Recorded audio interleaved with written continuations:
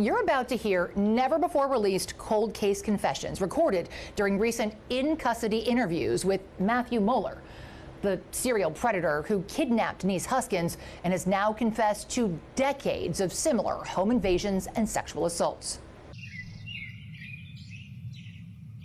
We're back in Tahoe, not far from where this all started. What's it like for you to be in this room this close to where you were held hostage? Yeah.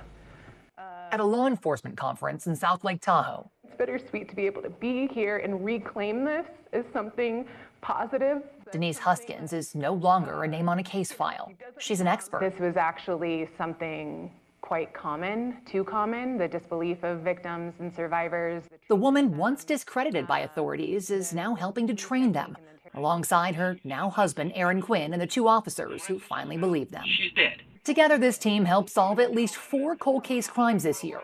Crimes that may have been solved a decade ago if only someone had listened sooner. They did not come into your house and kidnap her and take her for ransom. March 2015, intruders did blindfold and drug the couple in their Vallejo home, then kidnapped, raped, and held Denise for ransom while police falsely accused Aaron of killing her. Okay, how do I make it so you look like a monster? Instead of searching for the kidnapper, it is Mr. Quinn and Ms. Huskins that owes this community an apology.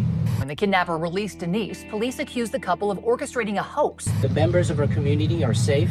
They weren't. The real tragedy is now we know there's 2 other families that Mueller terrorized and attacked because these investigators had blinders on.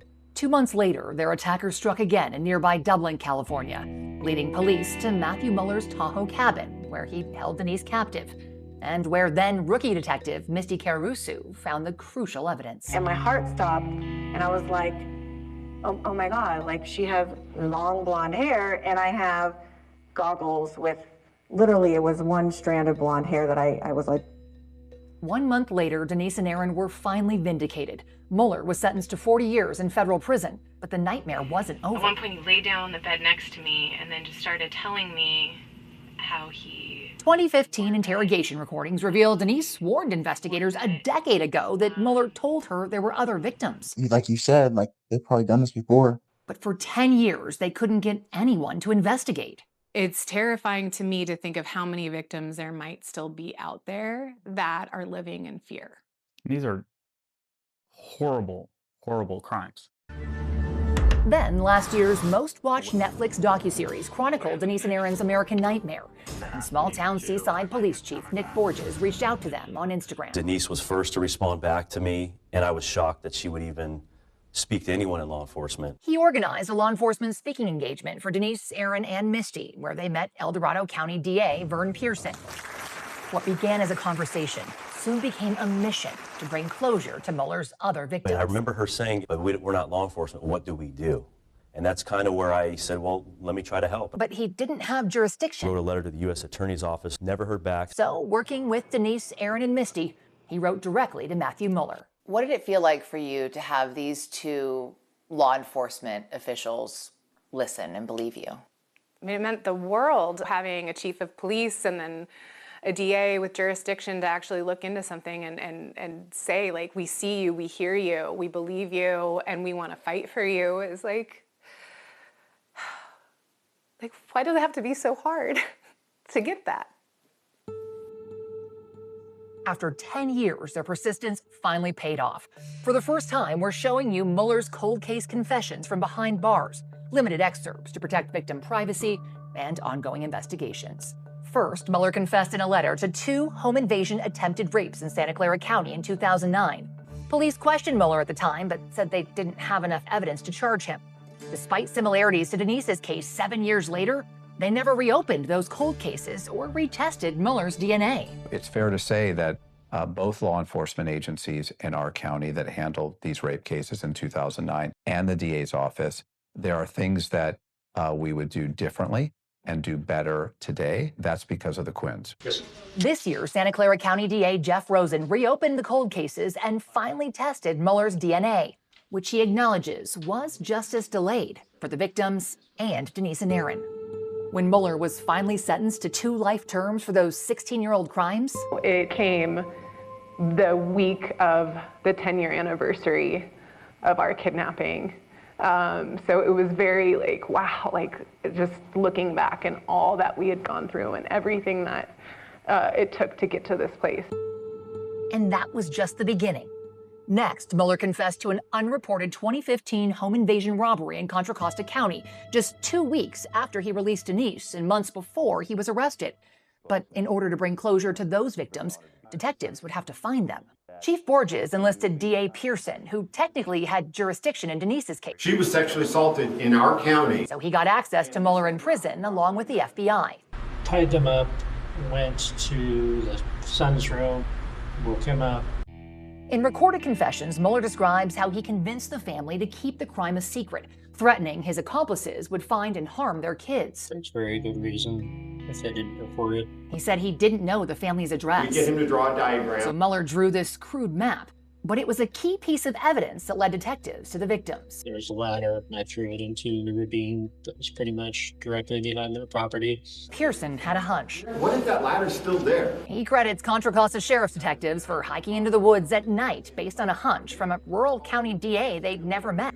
About 2 hours later, I get a text pictures of this ladder from a crime that had never been reported that took place 9 years earlier. Contra Costa DA Dinah Becton stresses this one wasn't a cold case. We had no knowledge that they had suffered this horrible crime. They found the victims still living in fear from a crime that wouldn't have even been investigated without Denise and Aaron and the officers who finally believed them. Mueller got another life sentence, but his confessions didn't end there. One of the most striking things is finding out how young he was when he started. So age 16, attacking a couple. Mueller describes in chilling detail how he ambushed a couple camping in Sacramento County back in 1993 when he was still a teen. I ordered them out of the tent. I told them I had a gun. I believe I tied them both. At the time, police didn't believe the victims. Like Denise and Aaron, they suspected the boyfriend. Through Denise's and Aaron's persistence, we were able to bring justice to other victims. Last month, Sacramento County DA Tin Ho secured a 4th life sentence for Mueller. The culmination of 6 crimes, more than a dozen victims, 32 years of unanswered questions and justice delayed. Cases that could have been solved sooner. Victims who could have been spared. But thanks to Denise and Aaron, they were not forgotten. So it means the world to be invited to come to these things, to have law enforcement care and work with us.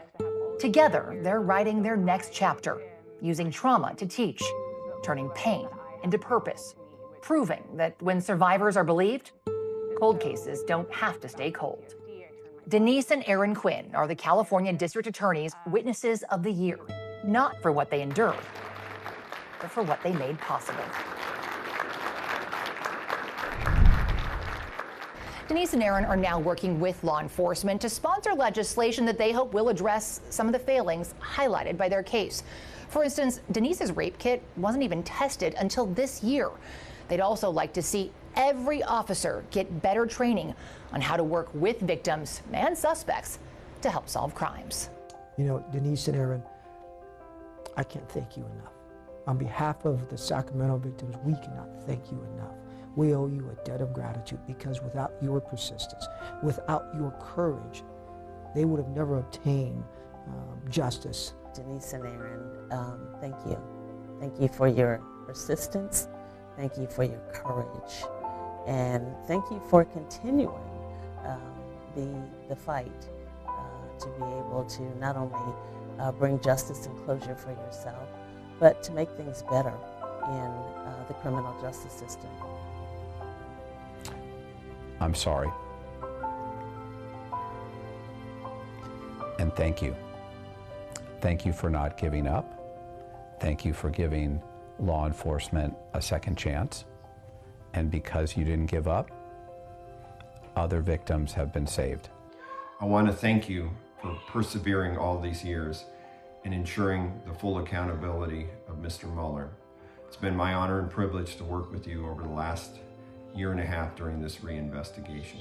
I've always known that these two individuals, because of their perseverance, their heart, their character, their passion, that they would help change law enforcement at a national level. And every single day you see them doing that. They become extreme advocates for survivors, And to receive such a prestigious award like this, there's no two people more deserving than they are. What you survived, what you endured, it's beyond words. But what truly sets you apart is the way that you've turned your pain into power. Your perseverance through trauma, through doubt, through every obstacle has inspired not just people that are closest to you, but people around the world on so many different levels.